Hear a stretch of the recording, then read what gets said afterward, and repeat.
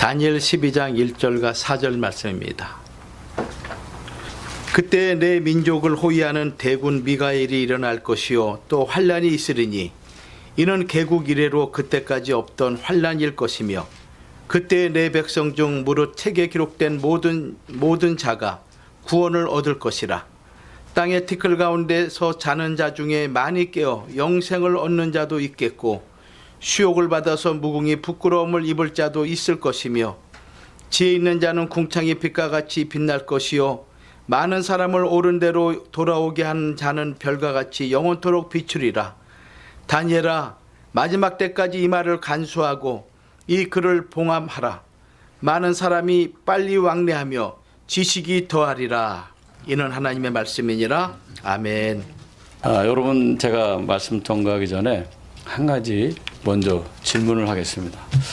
여러분의 일상생활이나 신앙생활이나 지금의 이 시대는 과연 하나님 보시기에, 그리고 또 신앙생활을 하는 저와 여러분이 생각하기에 과연 어떤 때인가 한번 깊이 고민을 해본 적이 있느냐 하는 것을 제가 질문을 드리고 싶습니다. 어떤 때라고 여러분 생각하십니까? 지금의 때가 마지막 때다. 우리가 이 마지막 때라고 하는 이 답은 누구나가 다 그렇게 대답을 해왔습니다, 사실은. 그런데 무엇이 마지막 때를 증거하는 것이고 또 마지막 때가 어떤 때인지 명확하게 말을 하라고 하면은 어떤 각자가 각 시대마다 느낀 거에 대해서 예를 들어서 얘기를 하겠죠. 여러 가지 아마 일들이 내 주변에 일어났을 때 우린 보통 이렇게 얘기합니다. 말세야. 그죠? 말세. 아유, 세상에 다 됐나 봐. 습관적으로 우리가 그렇게 이야기를 합니다. 그러나 물론 말씀을 증거하는 자의 항상 그 말씀의 초점은 지금의 이 시대가 어느 시대인가, 시대를 가르쳐 주는 것이 말씀을 증거하는 자들의 사명입니다. 그리고 말씀을 받는 자들은 그 시대에 내가 어떤 신앙을 가져야 되는가 하는 그런 결심을 하고, 그렇지 못했다고 하면은 회개하고 빨리 돌이켜서 하나님 앞에 올바르게 사는 것이 성도의 또 본분입니다. 오늘 이 말씀을 증거하기 전에 제가 이렇게 질문을 한 것은 오늘 말씀의 내용이 바로 마지막 때에 일어날 일들에 대한 것을 다니엘서 12장 1절과 4절을 통해서 우리에게 명확하게 가르쳐 주시고 있기 때문에 제가 이렇게 질문을 했습니다. 또 말씀의 제목이 종말에 갈팡질팡하지 않는 성도. 여러 가지 좋은 표현도 있는데 갈팡질팡이라는 단어를 좀 경망스럽게 왜 썼느냐 이렇게 생각할 수도 있습니다. 그런데 이 말씀을 제가 공동 번역으로 이렇게 보다 보니까 공동 번역에는 많은 사람들이 왕래할 것이다 라는 그 표현을 많은 사람이 갈팡질팡하는 사람들이 있을 것이다, 그렇게 공동 번역은 기록을 하고 있더라고요. 그래서 제가 제목을 갈팡질팡하지 않는 성도, 종말의 마지막 때에 라고 이렇게 짓게 되었습니다. 오늘 말씀을 우리가 좀 이해하기 위해서는 다니엘서 11장에 어떤 내용이 기록되어 있는가 하는 것을 우리가 좀 살펴볼 필요가 있습니다.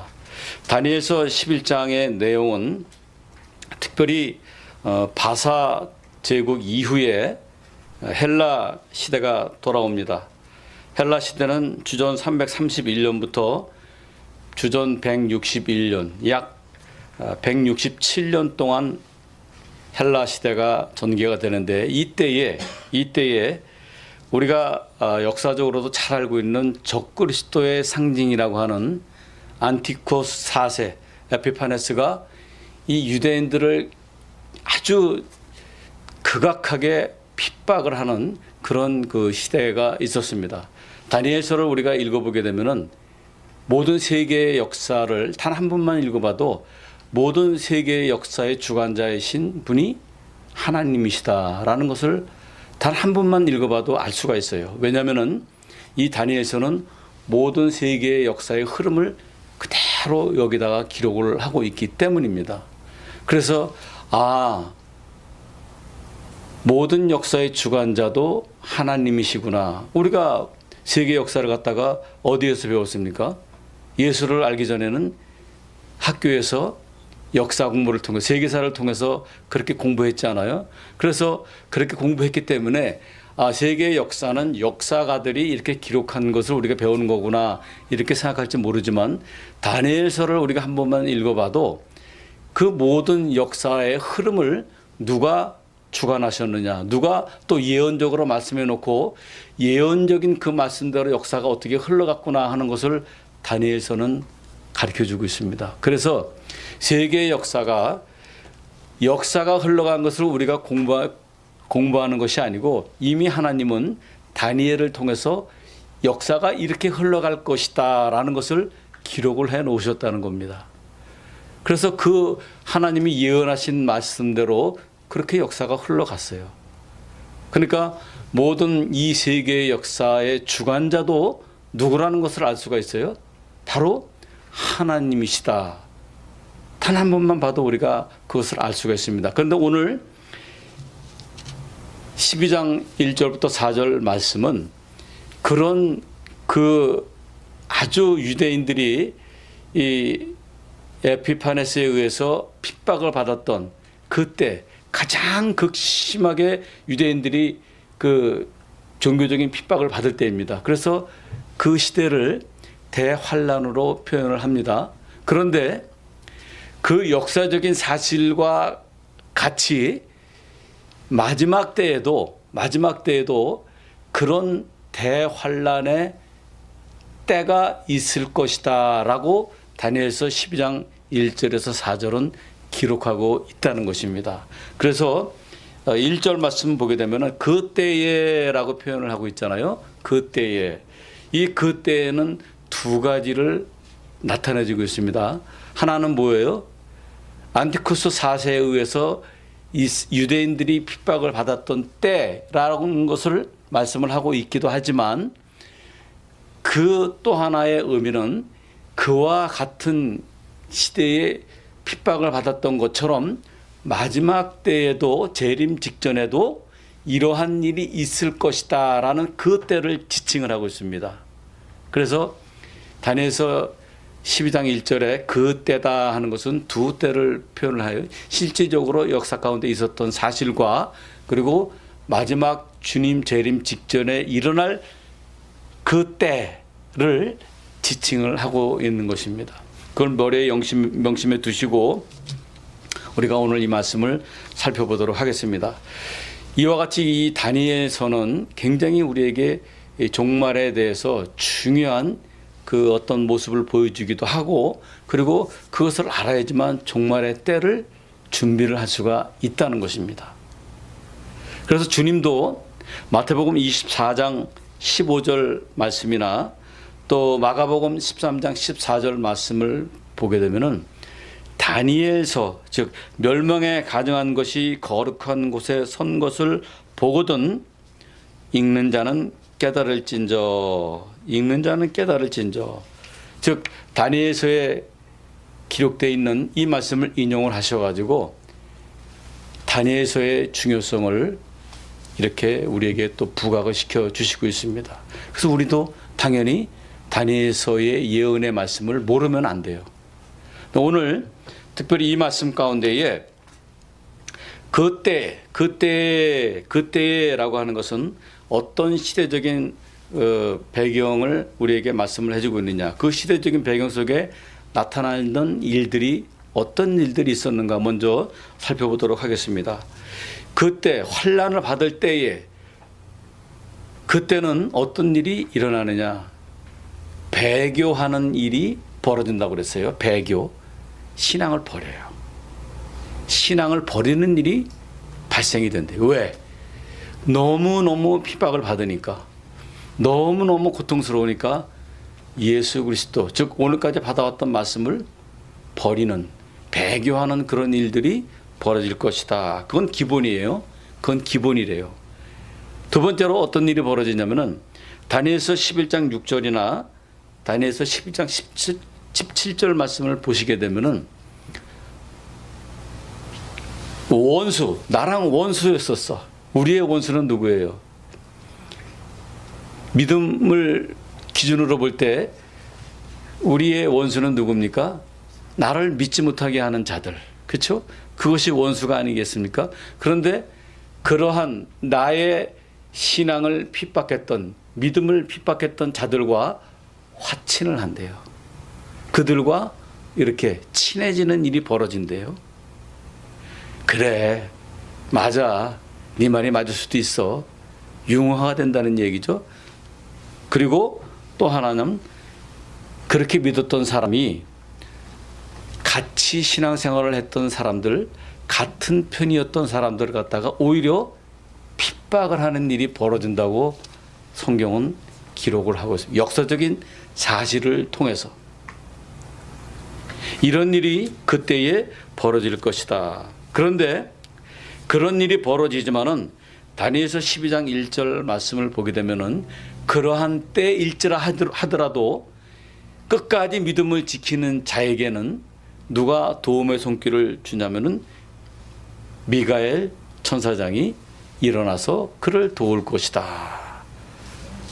12장 1절에는 기록을 하고 있습니다. 이런 말씀을 통해서 볼 때에 마지막 때에 대환란의 역사가 우리에게 온다 할지라도 우리가 끝까지 믿음을 지키면 누가 우리를 도와주신다는 말씀이에요.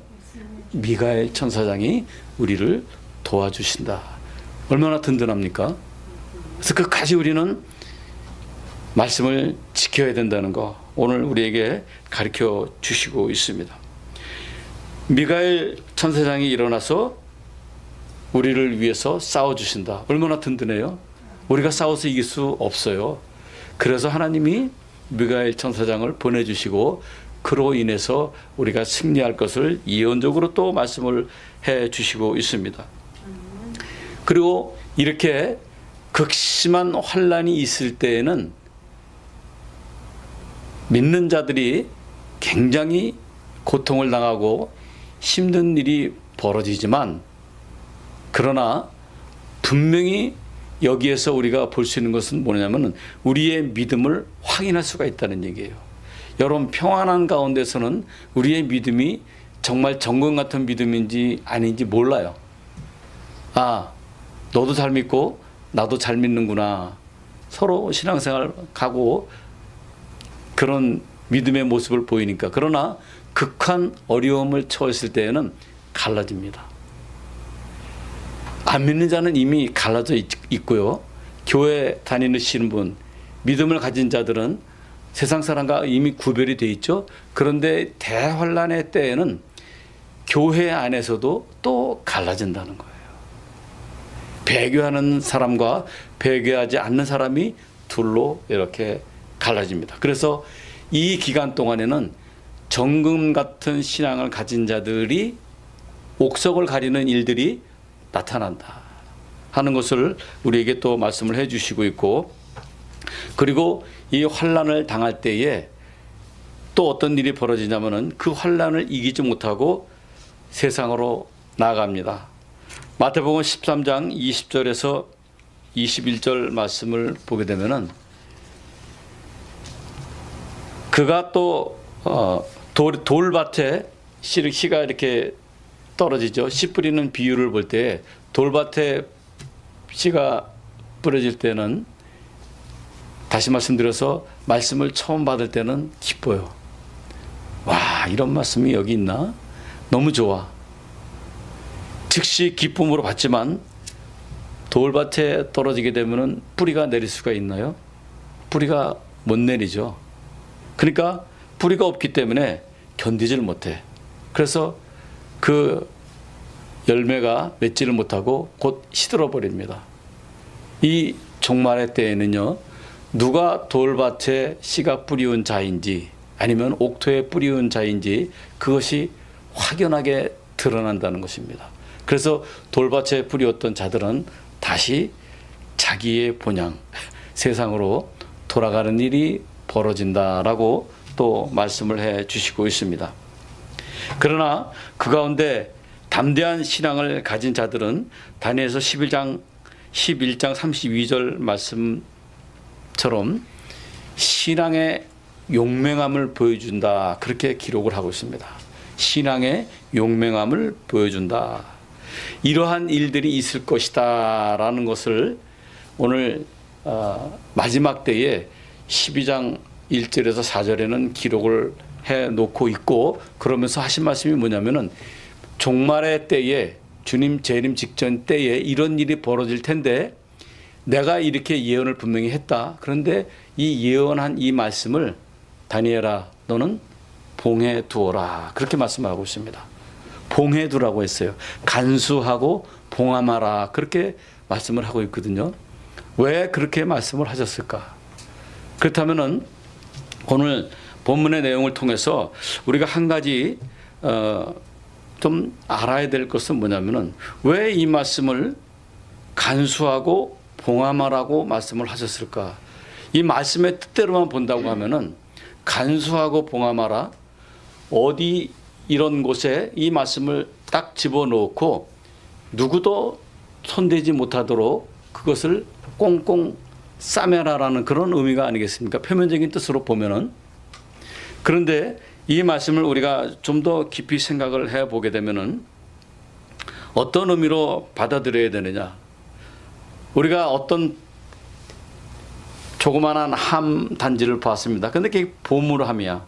보물함인데 분명히 여기에 뭔가 들어있다는 것을 너도 알고 나도 알고 다 알아요. 그렇다면은 궁금한 그런 마음이 들겠죠. 이 속에 무엇이 들어있을까? 이 단지 안에 무엇이 있을까라고 생각을 할 것입니다. 반면에 그것을 궁금해하지 않고 뭐가 들었나 보지라고 관심을 갖지 않는 그런 사람도 있겠죠. 그래서 이 성경 의미로 볼 때에 표면적인 뜻으로 보면은 이 말씀은 누구도 이 말씀을 보지 못하도록 딱 감춰 놓았다라는 그런 의미를 가지고 있지만, 그러나 또 다른 이면적인 의미로 우리가 보게 되면은 이 단지 안에 들어있는 비밀의 이 말씀에 대해서 궁금해하고 있는 사람들은 저 단지가 언제 개봉이 되어서 내 눈앞에 보여질 것인가라는 그런 생각을 갖지 않겠어요? 그래서 간수하고 봉함하다라는 이 말씀은 두 가지 의미를 가지고 있다는 겁니다. 하나는 궁금증이 없는 사람에게는 영원히 봉함된 말씀이지만 그 속에 무엇이 있는가라고 늘 궁금해하는 사람은 그 함이 언제 개봉이 되고 그것이 언제 이렇게 전개될 것인가라는 거에 대해서 항상 관심을 가지고 있게 되겠죠. 그래서 이 봉함한 이 말씀은 두 가지의 의미가 들어있다 하는 것을 우리에게 가르쳐 주시고 있습니다. 간수하고 봉함하라, 간수하다라는 이 말씀은 원어적인 의미로 볼 때 막다, 그리고 메우다, 폐쇄시키다라는 그런 의미가 있습니다.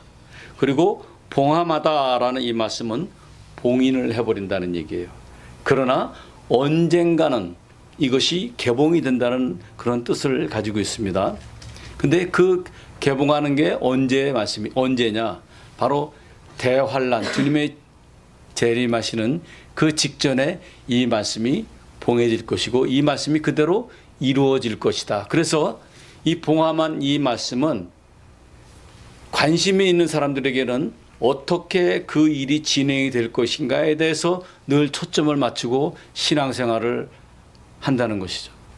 그래서 오늘 저와 여러분도 다니엘서 11장에 벌어진 그 유대인들이 핍박을 받았던, 어떻게 핍박을 받았고 하나님이 어떻게 역사했는가라는 그 내용을 알게 되면은 마지막 때에 다니엘서 11장에 전개된 10장부터 전개된 마지막 때의 그 일들이 어떻게 전개되겠구나라는 것을 우리가 알 수가 있지 않겠어요? 그래서 그 일대로 벌어지는 사실을 보면서 우리는 그 시대의 때를 분별을 할 수가 있다는 것이죠. 성도가 때를 몰라. 지금이 어느 때인지는 몰라요. 지금이 어떤 역사가 일어나고 있는지를 몰라요. 그러면은 우리가 마지막 때를 준비할 수 있는 성도가 아니다라고 이야기할 수 있잖아요. 우리는 늘 뭘 준비를 해야 돼요? 마지막 때를 준비를 해야만 합니다. 오늘 본문의 내용에서 두 가지를 또 말씀을 해주시고 있는데, 이 두 가지 내용은 뭐냐면은, 두 가지의 내용은 한 사람은 한 종류의 사람은 하나님의 말씀에 관심을 가지고 시간이 지날수록, 때가 가까울수록 하나님에 대한 지식이 더 많아진다 하는 것을 말씀을 하고 있고, 또 한 부류는 오늘 이 제목의 내용대로 갈팡질팡하는 그런 사람이 있을 것이다. 두 신앙의 부류로 갈라지는 것을 나타내주고 있어요. 오늘 이 본문에 특별히 4절 말씀을 제가 공동 번역으로 한번 읽어드릴게요. 다니엘서 12장 4절 말씀. 너 다니엘아, 이 말씀을 비밀에 붙여 마지막 그때가 오기까지 이 책을 봉해 두어라. 많은 사람이 읽고 깨쳐 잘 알게 되는 날이 올 것이다. 그러나 갈팡질팡하는 사람도 많을 것이다 라고 공동번역에는 이렇게 기록을 하고 있습니다. 좀 더 이해하기가 쉽죠. 우리가 이 성경을 읽어서 이게 무슨 내용인가 하는 것보다는 공동 내용을 읽어보게 되면 그렇게 기록을 하고 있습니다. 마지막 때에 많은 사람들이 하나님의 지식이 더해 가겠지만, 또 한편으로는 많은 사람들이 갈팡질팡하는 일이 벌어질 것이다. 그렇게 기록을 하고 있습니다. 여러분, 아모스 말씀을 8장 11절과 12절 말씀 볼 때, 여기 빨리 왕래하다, 즉 갈팡질팡하다라는 이 동일한 원어 슈트, 이 슈트라는 단어를 아모스 8장 11절에서 12절에도 그 단어를 사용을 하고 있습니다. 이 말씀은 우리가 너무나 잘 알고 있는 말씀이죠. 제가 한번 읽어보겠습니다. 주 여호와께서 가라사대, 보라, 날이 이를지라. 내가 기근을 땅에 보내리니 양식이 없어 주림이 아니며 물이 없어 가람이 아니요 여호와의 말씀을 듣지 못한 기갈이라. 아모스 8장 12절 말씀. 사람이 이 바다에서 저 바다까지, 북에서 동까지 비틀거리며 여호와의 말씀을 구하려고 달려 왕래하되 얻지 못하리니. 달려 왕래하되라는 이 단어가 슈트입니다. 그런데 다니엘서 12장 4절 말씀에도 빨리 왕래하다, 이것도 슈트입니다. 동일한 단어를 쓰고 있죠. 빨리 왕래했는데 아모스 8장 12절 말씀에는 말씀을 구하려고 빨리 왕래했는데 구했다고 했습니까? 구하지 못했다고 했습니까? 구하지 못했다고 했어요. 다시 말씀드리면은 10처녀가 있었지만은 10처녀 다 기름을 준비했죠. 그런데 5처녀는 기름을 충분히 준비했지만 5처녀는 기름을 충분히 준비하지 못했습니다. 그래서 충분히 기름을 준비한 5처녀는 신랑 되시는 예수 그리스도를 영접했지만, 기름을 준비한다고 했고 예수 그리스도를 기다린다고 기다렸지만 5처녀는 기름이 부족했어요. 말씀이 부족했다는 얘기죠. 신랑을 맞이하지 못했습니다. 이러한 자들이 많이 나타날 것이다 라는 것을 오늘 다니엘서 12장 4절에 다니엘을 통해서 우리에게 말씀을 해주고 있습니다. 그렇다면 빨리 왕래했지만 말씀을 구하지 못한 사람들은 어디에 초점을 맞추지 못했다는 얘기예요? 봉해 놓은 하나님의 말씀에, 봉인된 하나님의 말씀이 어떻게 전개되어질 것인가에 대해서 초점을 맞추고 있지 못했다 하는 것을 우리에게 가르쳐 주시고 있습니다. 우리가 신앙생활을 하지만 하나님의 이 말씀을 늘 초점을 가지고, 그리고 우리가 준비를 하고 신앙생활을 하고 있느냐, 마지막을 준비하고 있느냐, 아니면 그렇지 못하고 있느냐? 이것은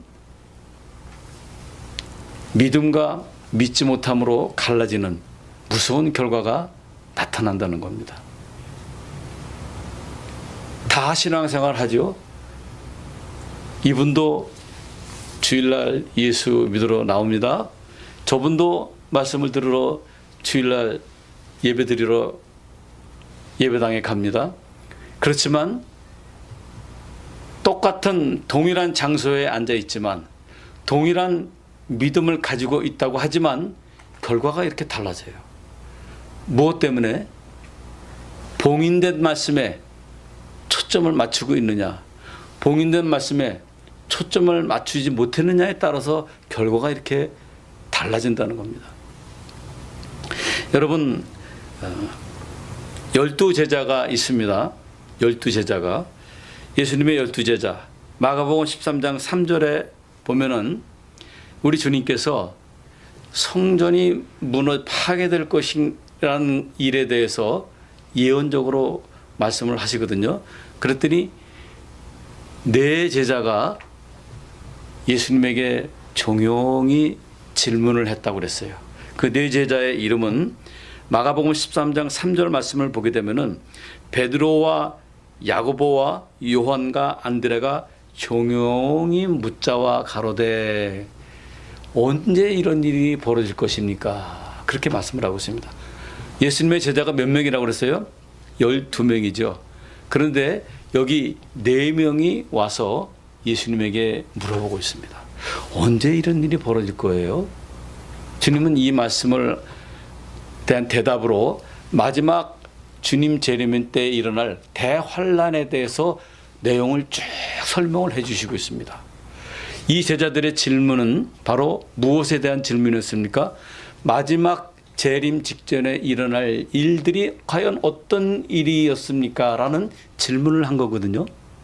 거기에 이 4명의 제자는 관심을 가지고 있었다는 겁니다. 봉인된 말씀에 관심을 가지고 있었다는 얘기예요. 그럼 나머지 8제자는 어디 갔습니까? 8제자는 이 질문을 하는 자리에 마태복음에는 제자들이라고만 기록이 되어 있습니다. 마태복음 24장에는 그저 제자들이다라고 기록이 되어 있습니다. 그래서 모든 제자들이 그렇게 질문한 것처럼 보이지만 마가복음 13장에는 네 제자의 이름만 등장을 하는 것을 볼 때에 12제자 가운데에 4명은 하나님의 말씀에 초점을 맞추고 앞으로 일어날 일들에 대해서 관심을 가지고 있었습니다. 그런데 8명은 어디 있는지 몰라요. 아마도 유추하건대 이 8명은 다른 생각으로 신앙생활을 예수님을 따라다녔던 것 같아. 말씀을 통해서 볼 때에. 왜냐하면 누가복음 9장 46절 말씀이나 누가복음 22장 24절 말씀이나 또 마가복음 9장 33절 34절 말씀 볼 때 제자들끼리 무슨 일을 벌이고 있었냐면은 싸워요. 왜 싸워요? 제자들끼리 막 다퉈요. 왜 다투고 있는가? 주님이 봤더니 다투는 이유가 네가 나보다 크냐? 네가 나보다 크냐? 자리 다툼하는 거예요. 예수님의 제자로서 말씀에 초점을 맞추고 다녔던 것이 아니고 이들에게는 무엇이 중요했습니까? 예수님 앞에 세상으로 얘기하면 네가 나보다 직장생활 하는데 더 높아? 네가 나보다 더 높아? 그런 싸움을 하고 있었다는 얘기예요. 네가 당회장 할래? 네가 당회장 할 수 있어? 네가 뭐 할 수 있어? 내가 당회장 해야지. 교회로 치면은 그런 자리 다툼 가지고 싸움질을 했다는 얘기예요. 그러니까 8명의 제자는 제 추측입니다. 8명의 제자는 말씀에 관심이 있기보다는 무엇에 관심이 있었어요? 직분. 내가 어느 위치에 있느냐 이런 것에 관심이 더 많았다는 얘기예요. 자, 누가복음 우리가 한번 읽어보도록 하겠습니다. 마가복음 9장 33절 34절을 한번 보겠습니다. 마가복음 9장 33절에서 34절.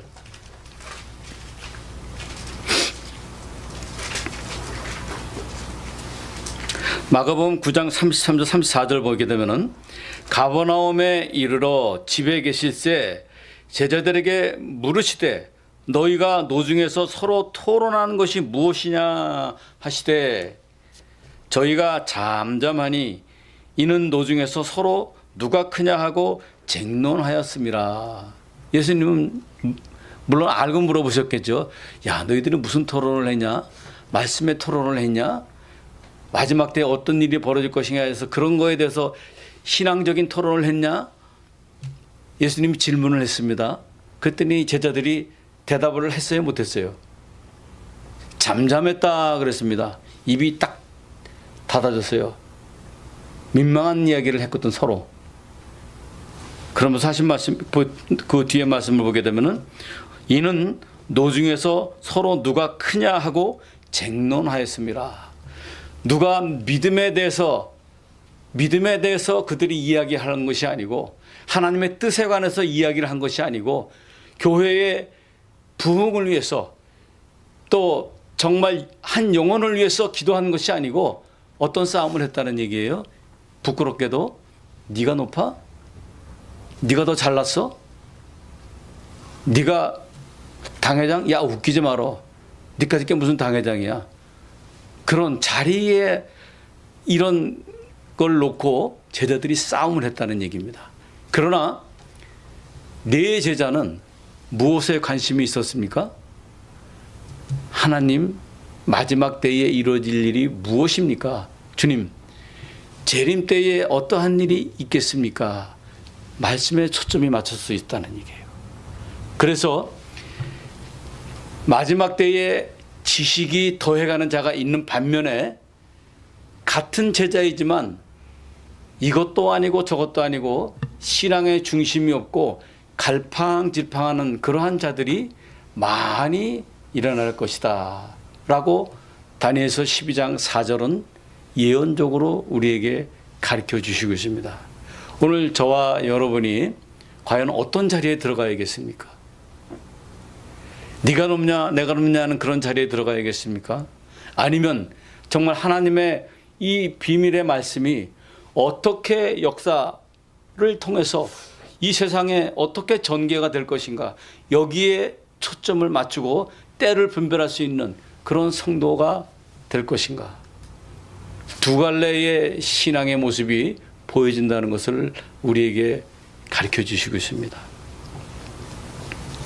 12제자 이렇게 있지만 제자라는 그 단어 속에는 너도 같고 나도 같아. 똑같아요. 동일합니다. 12제자 동일합니다. 믿는 자라고 하지만 동일합니다. 그런데 12제자가 둘로 갈라졌어요.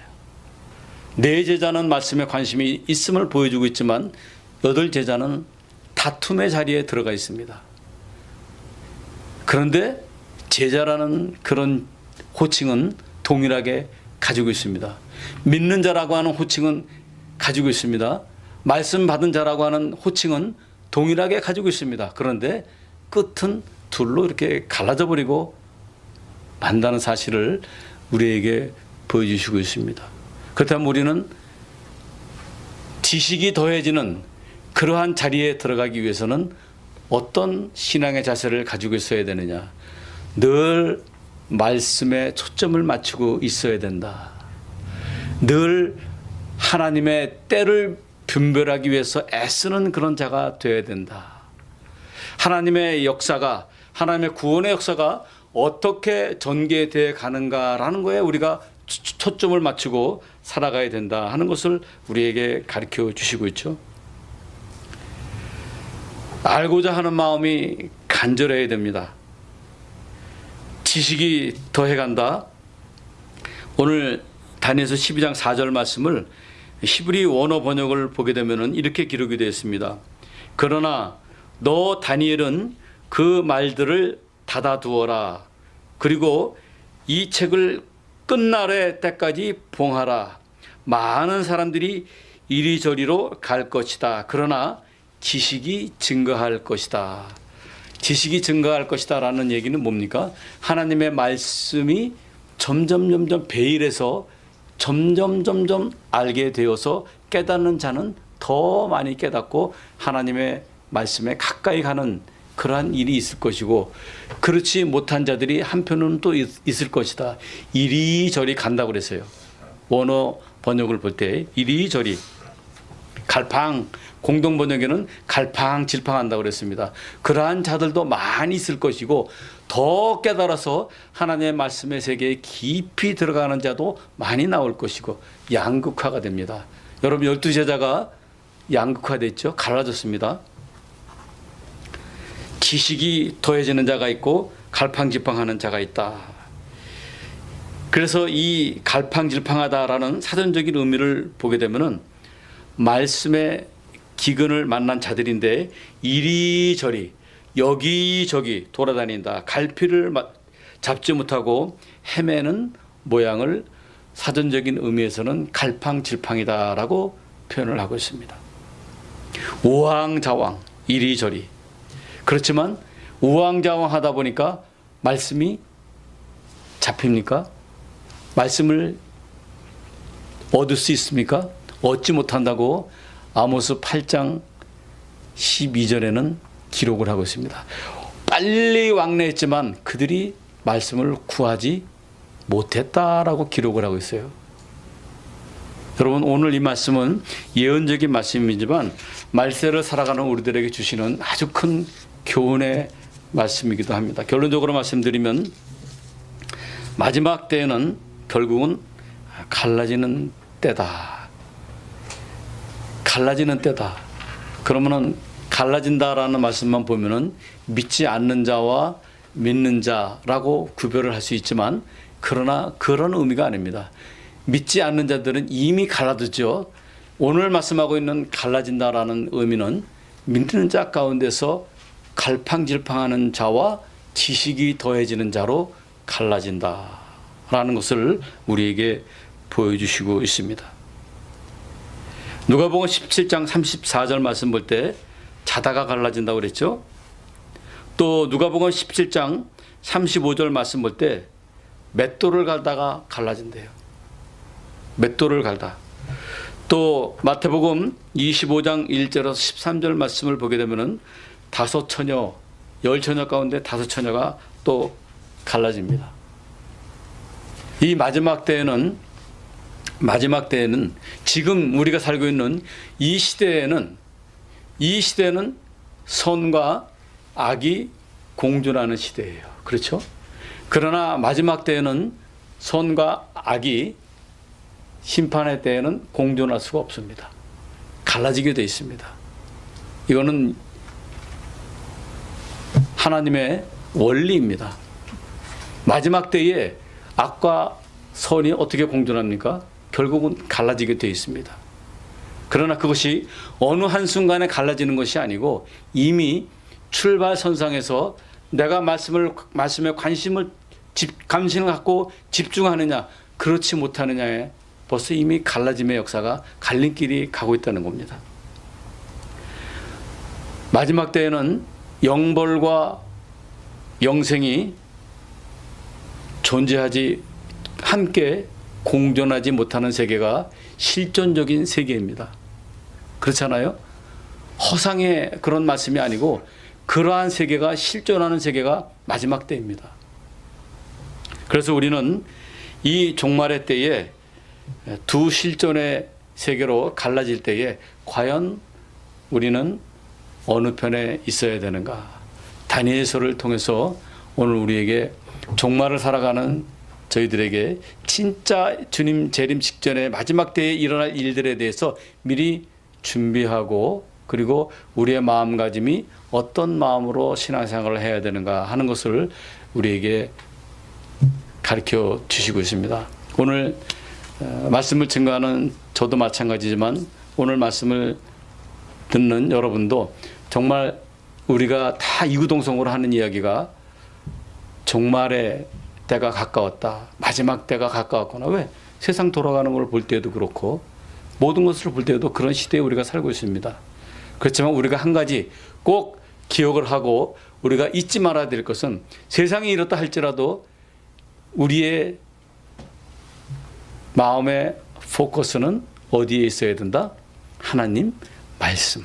그래서 그 말씀이 어떻게 전개되어 가고 어떻게 마지막 때에 이루어질 일들이 하나하나 벌어지고 있는 것인가, 그것을 보면서 우리의 지식이 더해 가야 된다 하는 것을 가르쳐 주시고 있습니다. 오늘 말씀을 통해서 다시 한번 우리의 신앙을 점검하시고 마지막 때를 철저하게 준비하셔서 미가엘 천사장의 도움을 받아 승리하시는 저와 여러분 모든 횃불 선교교회 성도가 되시기를 주의 이름으로 축원합니다. 아멘. 기도하겠습니다.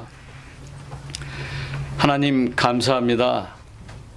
오늘도 저희들을 잊지 않으시고 말씀 앞으로 불러주시어서 이 마지막 때에 혼돈된 이 세계에 저희들 살아가고 있지만 우리가 어떠한 신앙을 가져야 될지 명확하게 다니엘서를 통해서 가르쳐 주신 것 진심으로 감사함을 드립니다.